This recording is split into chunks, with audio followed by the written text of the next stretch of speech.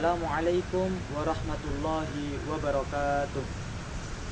Alhamdulillah, alhamdulillahi rabbil alamin. Wabihi nasta'inu ala umuri dunya waddin.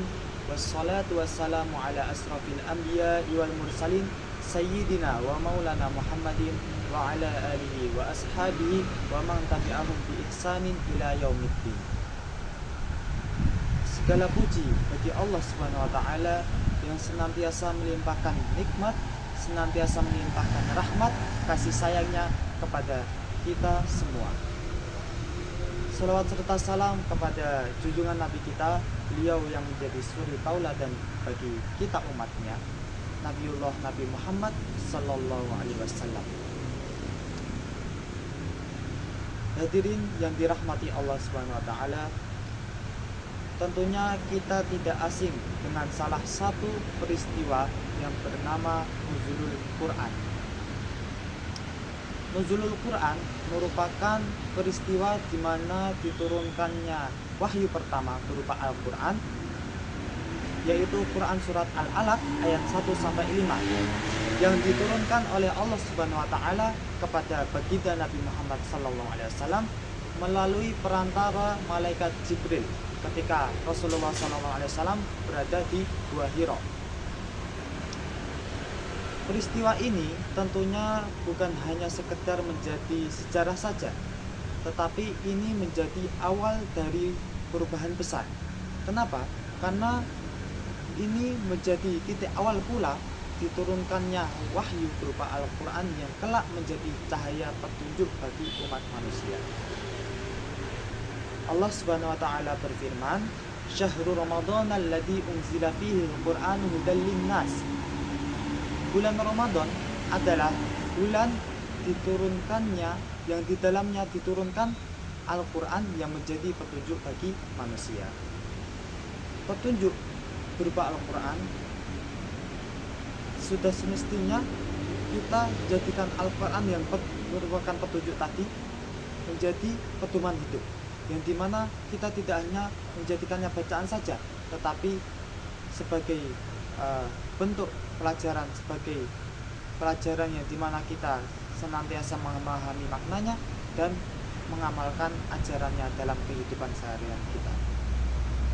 Hadirin sekalian, terdapat beberapa hikmah dari peristiwa Nuzulul Quran yang dapat kita renungkan bersama-sama. Yang pertama, Al-Quran sebagai sumber petunjuk kehidupan. Di dalam Al-Quran terdapat berbagai aturan, terdapat nilai moral, terdapat pelajaran, dan bahkan terdapat berbagai solusi dari permasalahan-permasalahan persoalan alam yang ada di dalam diri kita, dalam kehidupan kita. Maka sudah semestinya kita menjadikan Al-Quran sebagai pedoman, sebagai petunjuk atas berbagai persoalan yang ada di dalam hidup kita. Kemudian yang kedua, Al-Quran merupakan pembeda antara yang benar dan yang salah. Al-Quran sudah secara gamblang, secara jelas menjelaskan antara yang hak dan yang batil. Jadi siapapun yang menjadikan Al-Quran sebagai pedoman hidup akan mempunyai hidup yang terarah dan terhindar dari kesesatan. Kemudian yang ketiga, diturunkannya Al-Quran secara bertahap, secara step by step, menunjukkan bentuk kasih sayang Allah Subhanahu wa taala kepada umatnya. Diturunkannya Al-Quran secara berangsur-angsur merupakan bentuk kasih sayangnya yang dimana kita sebagai manusia dapat secara mudah memahami, mempelajari, serta mengajarkan ajaran-ajaran Allah Subhanahu wa taala. Hadirin yang dirahmati Allah Subhanahu wa taala, momentum Nuzulul Quran sudah pasti juga menjadi momen kebahagiaan, momen kejayaan bagi umat muslim. Dan tidak lupa Nuzulul Quran ini juga sebagai waktu untuk muhasabah diri bagi kita selaku umat muslim. Sudah sejauh mana hubungan kita pada Al-Quran? Apakah selama ini kita hanya membacanya saja atau bahkan hanya membaca di bulan Ramadan saja?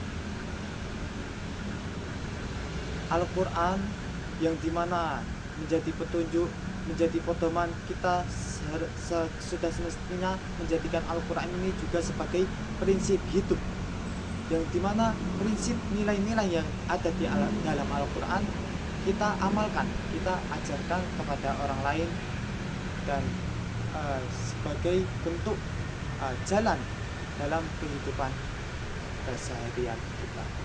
Sekian yang saya sampaikan. Mohon maaf atas segala kesalahan dan kekurangan. Billahi taufik wal hidayah. Wassalamualaikum warahmatullahi wabarakatuh.